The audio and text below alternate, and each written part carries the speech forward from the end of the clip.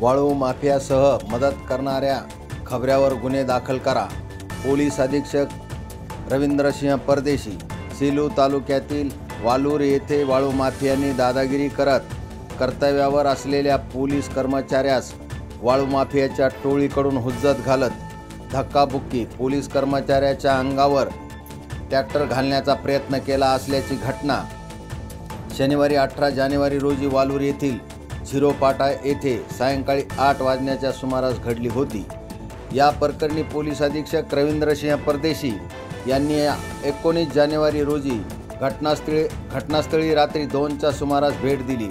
यावेळी सहाय्यक पोलीस अधीक्षक जीवन बेनीवाल, पोलीस निरीक्षक दीपक बोरसे सोबत होते। वाळू माफिया यांची मुजोरी दादागिरी जिल्ह्यामध्ये सहन केली जाणार नाही।